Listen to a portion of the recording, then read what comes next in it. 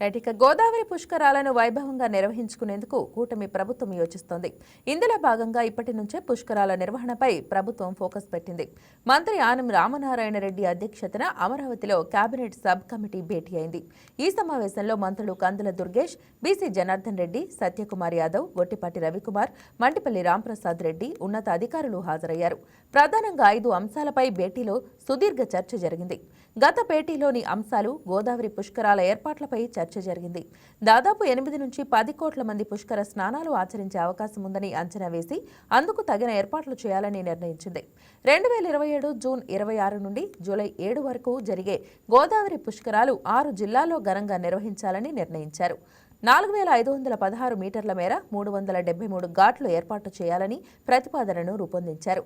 గతంలో ఉన్న 234 ఘాట్ల సంఖ్య పెంపునకు చర్యలు తీసుకోవాలని సమావేశం నిర్ణయించింది.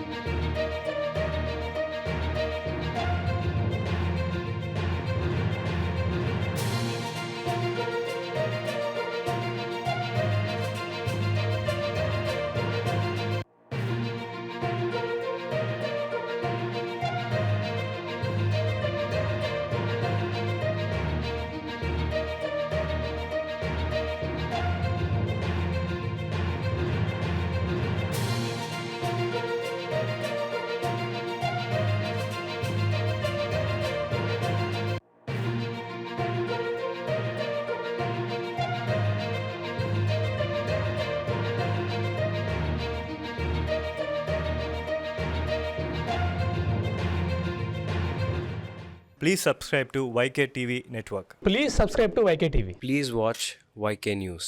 Don't forget to subscribe YK News channel.